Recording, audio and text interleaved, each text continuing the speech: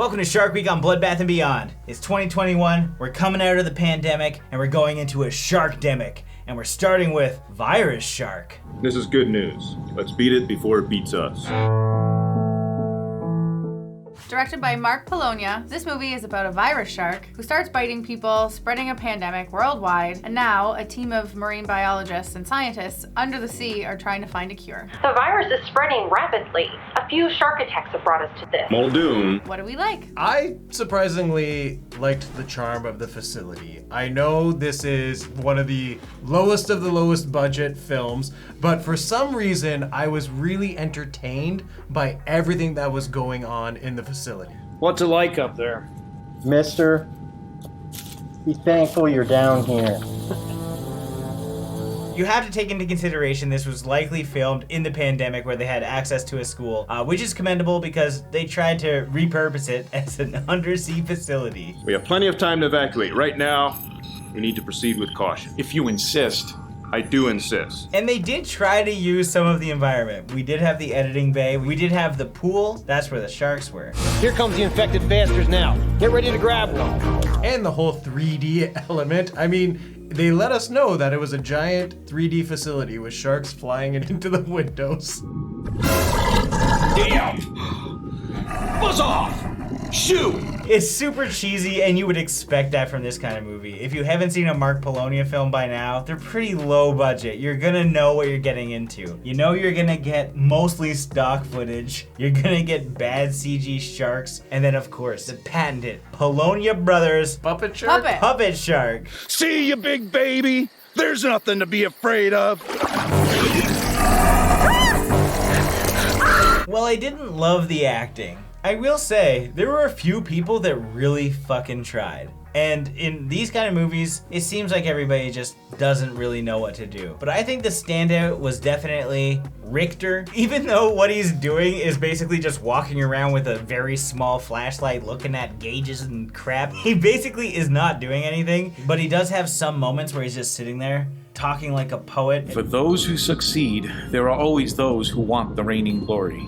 And he was the only one that had reasonable plans throughout the movie. And you gotta commend that commitment to this kind of film. Is there an invisible man in the room, or would you like to talk to me? Quiet, Duke, I'm looking. For what? A solution.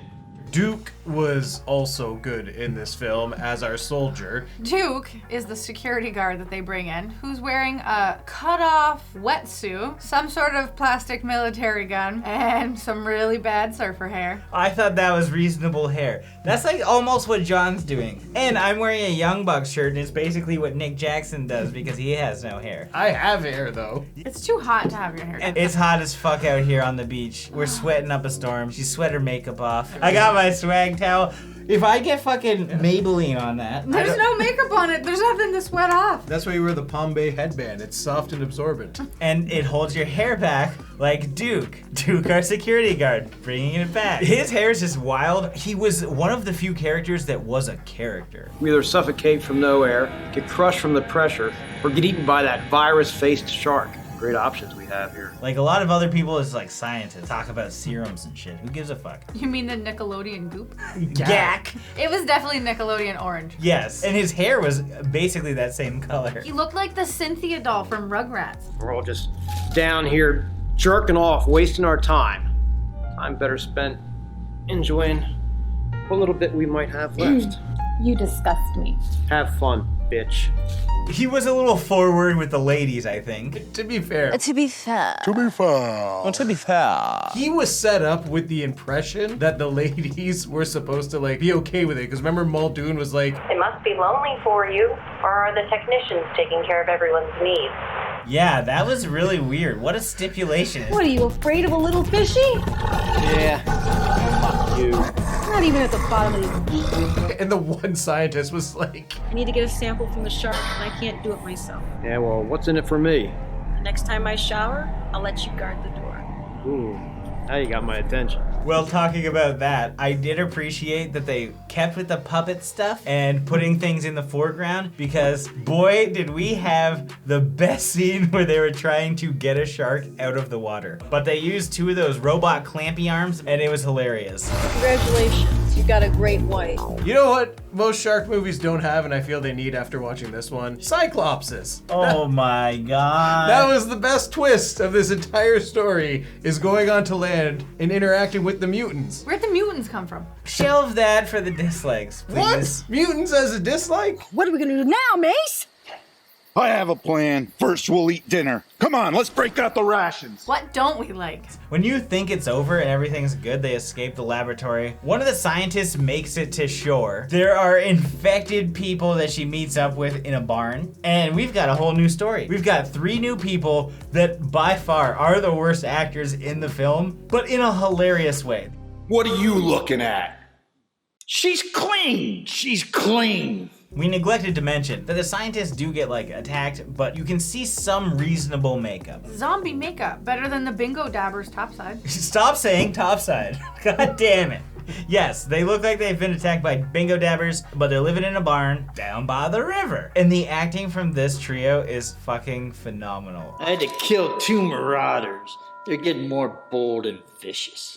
And even non-sarcastically, I'm like, oh, that's the best actress. Maybe she's a marauder and hasn't turned yet. JoJo. She had the lensless goggles. Oh, I liked those. But this is a whole new story. But when they go into the forest, they have to fight mutants, cyclopses. The hills have eyes all over again. This is a shark movie. There's like no sharks in the film. We had about a half hour of shark attacks and then about a... Don't say a half hour of shark attacks. We probably had like 2 shark attacks. Well, we had like a blob, a shark, and a cyclops, and a zombie. She was like a zombie scientist at Biting one point. people. And he was fine, by the way, after that, apparently. That's true. There's a lot going on here. I don't know. I personally love the fact that they had a vaccine and every infected person who held the vaccine decided to not give themselves the vaccine. No, and she threw it into the ocean at the end. It really is all over.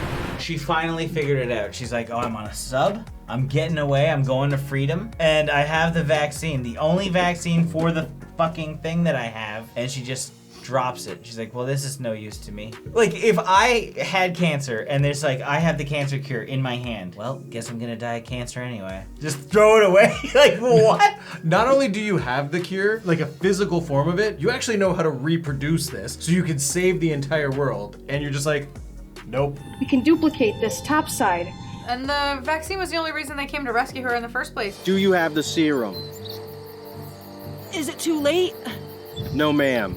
But the world isn't the same. We said we would never do another SRS cinema after House Shark, and here we are. It is what it is. We're running out of shark movies and we're not doing the Jaws franchise. Yeah, why do we want to do a serious shark film when we could have mutants on topside and puppet sharks eating people? Any of you mutant morons want to start something, I'm gonna blow your heads off.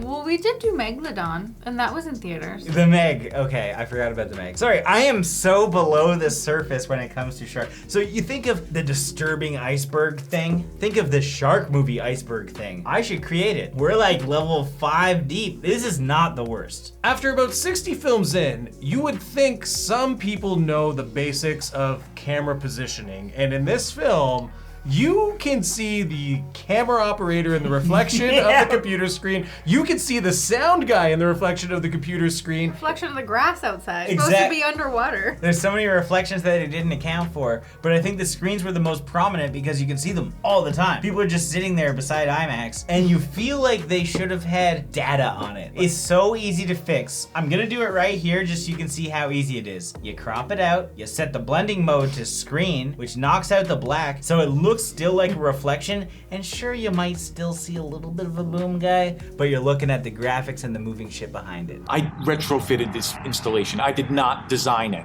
Had I, we wouldn't be in this situation. Now it's time for our final thoughts and ratings. This movie wasn't very good, but it's also not the worst movie. You're just cracking up because of how bad it is, but at the same time, you have to realize they understand how bad it is. There are times where they don't know how bad they are though, too. But most importantly, I think it just really felt off when we thought the movie was done and then we have new people. We're introduced to a whole new crew, topside. I don't know, I just didn't really dig it. Also, there's not a lot of sharks. They're really just trying to figure out a cure for this virus. They find it and nobody tries to inject themselves. It just doesn't make any sense. Depending on how many shark movies you watch, it's not the worst, but it's certainly not the best. So I'm gonna give this 1.5 doors to an escape pod, which is clearly just a dark room revolving door out of 5. So it's definitely not gonna be my favorite movie of all time, but it probably, like Jay said, not the worst we've ever seen. Go back to the Nickelodeon goo for a little while, that bright orange stuff. Gak! It's Gak! Whatever. I never played with the stuff. Not the goo that was the cure, the goo that was the virus. It was kind of like flubber. It attacks her at one point and like lands on her foot, but then nothing happens, and then the girl that's a zombie but not a zombie, she's sick, but she's looking at herself in the mirror. She shows up. The goo disappears. Then it reappears on the table as a blob. She has the cure, pours the cure on it. Is this your final thoughts, or is this a walkthrough of the movie? It's a rant. Okay. I'm ranting. She pours the cure on that. It's the only time they use the cure in the whole movie. The goo fizzles. Never use the cure again. I just feel like there's a lot of holes in this movie. Now that we have that matter out of the way, why don't we talk about something entirely personal? I give this 2 rounds of bullets into a pool. Should have been full of sharks, but was an empty high school swimming pool.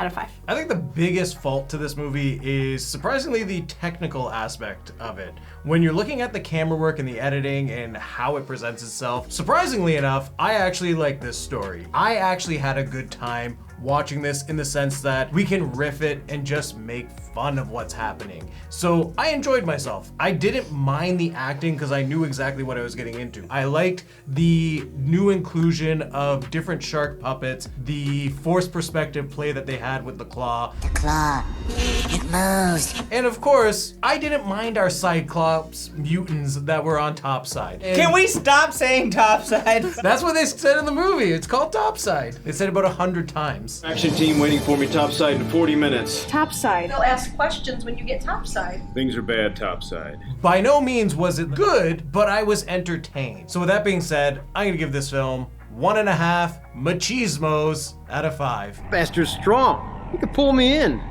You fight him off with your machismo. As always, thank you for watching. Like this video and comment below with your thoughts on the film if you've seen it. If you haven't and you do want to check it out, links are in the description. And if this is your first time here, make sure you subscribe to the channel, stay up to date with everything Bloodbath and Beyond. And it's Shark Week, baby! We've got so many more shark movie reviews coming. They should go up from here. But I promise you that some go down to that deeper level. Like I was talking about with the iceberg. Oh God, get ready. Keep your eyes peeled and your mind open.